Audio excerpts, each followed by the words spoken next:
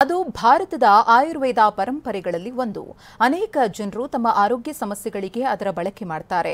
ವಿದೇಶಗಳಲ್ಲೂ ಭಾರತದ ಪುರಾತನ ಔಷಧಿಗೆ ಭಾರಿ ಬೇಡಿಕೆ ಇದೆ. ಹೀಗಿರುವಾಗಲೇ ಡೆನ್ಮಾರ್ಕ್ ಆಯುರ್ವೇದ ಅದನ್ನು ಬ್ಯಾನ್ ಮಾಡಿ ಅಚ್ಚರಿ ಮೂಡಿಸಿದೆ. ಈ ಕುರಿತ ರಿಪೋರ್ಟ್ ಇಲ್ಲಿದೆ.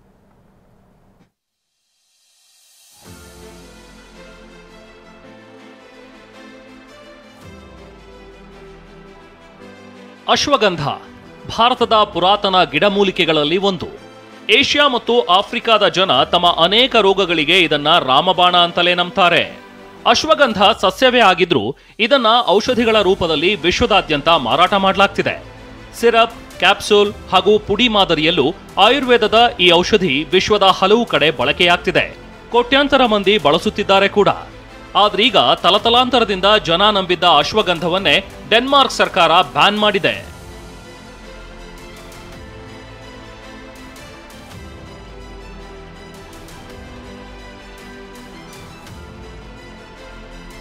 ಅಶ್ವಗಂಧ ನಿಷೇಧಿಸಿದ ಡೆನ್ಮಾರ್ಕ್ ಸರ್ಕಾರ. ಭಾರತೀಯರ ಆಯುರ್ವೇದದ ಪರಂಪರೆಯಲ್ಲಿ ಸಂಸ್ಕೃತಿಯಲ್ಲಿ ಒಂದಾದ ಅಶ್ವಗಂಧವನ್ನ ಡೆನ್ಮಾರ್ಕ್ ಸರ್ಕಾರ ನಿಷೇಧಿಸಿದೆ. 2020 ಮೇ ತಿಂಗಳಲ್ಲಿ ಟೆಕ್ನಾಲಜಿ ಯೂನಿವರ್ಸಿಟಿ ಆಫ್ ಡೆನ್ಮಾರ್ಕ್ ಕೊಟ್ಟ ವರದಿಯ ಆಧಾರದ ಮೇಲೆ ಈ ನಿರ್ಧಾರ ಹೊರಬಿದ್ದಿದೆ. ಮನುಷ್ಯನ ಆರೋಗ್ಯದ ಮೇಲೆ ಪ್ರತಿಕೂಲ ಪರಿಣಾಮ ಬೀರ್ತಾ ಇದೆ ಅನ್ನೋ ಆರೋಪದಲ್ಲಿ ಅಶ್ವಗಂಧವನ್ನ ನಿಷೇಧ ಮಾಡಿದೆ. ಇಷ್ಟೇ ಅಲ್ಲ, ಇದೇ ವರದಿಗೆ Sweden, Finland, Australia, Netherland, France, Turkey ಹಾಗೂ ಯುರೋಪಿಯನ್ ಯೂನಿಯನ್ನಲ್ಲಿಯೂ ಕೂಡ ಕಳವಳ ವ್ಯಕ್ತವಾಗಿದೆ. ಅಷ್ಟಕ್ಕೂ ಡೆನ್ಮಾರ್ಕ್ ವರದಿಯಲ್ಲಿ ಏನನ್ನ ಉಲ್ಲೇಖಿಸಲಾಗಿದೆ ಅನ್ನೋದನ್ನ ನೋಡೋದಾದ್ರೆ, ಲೈಂಗಿಕ ಹಾರ್ಮೋನು ಮತ್ತು ಸಂತಾನೋತ್ಪತ್ತಿಯ ಮೇಲೆ ಅಶ್ವಗಂಧ ನಕಾರಾತ್ಮಕ ಪರಿಣಾಮ ಬೀರುತ್ತೆ. ಅಶ್ವಗಂಧ ಗರ್ಭಪಾತಕ್ಕೂ ಕಾರಣವಾಗಲಿದೆ ಅಂತ ವರದಿಯಲ್ಲಿ ಉಲ್ಲೇಖಿಸಲಾಗಿದೆ.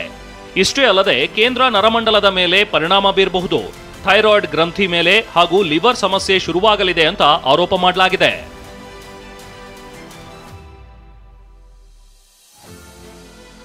ವರದಿ ಮರುಪರಿಶೀಲಿಸುವ ಅಗತ್ಯವಿದೆ ಎಂದ ಆಯುಷ್ ಸಚಿವಾಲಯ.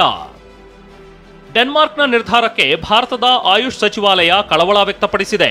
ಟೆಕ್ನಾಲಜಿ ಯೂನಿವರ್ಸಿಟಿ ಆಫ್ ಡೆನ್ಮಾರ್ಕ್ನ ವರದಿಯನ್ನ ಮರುಪರಿಶೀಲಿಸುವ ಅಗತ್ಯತೆ ಇದೆ ಅಂತ ಹೇಳಿದೆ. ಅಶ್ವಗಂಧದ ಸುರಕ್ಷತೆ ಬಗ್ಗೆ 400 ಪುಟಗಳ ದಾಖಲೆಗಳಿವೆ. ವರದಿಯಲ್ಲಿ ವೈಜ್ಞಾನಿಕ ಕೊರತೆ ಇರೋದು ಎದ್ದು ಕಾಣಿಸ್ತಿದೆ ಅಂತ ಆರೋಪವನ್ನ ತಳ್ಳಿಹಾಕಿದೆ.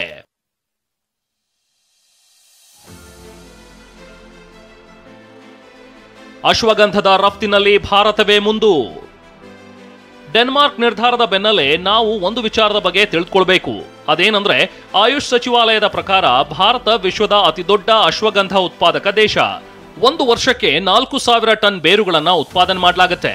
ವಿಶ್ವದಲ್ಲಿ ಅಶ್ವಗಂಧ ಪೂರೈಕೆ ಮಾಡೋ ಪೈಕಿ ಭಾರತವೇ 42% ಕೊಡುಗೆ ಹೊಂದಿದೆ.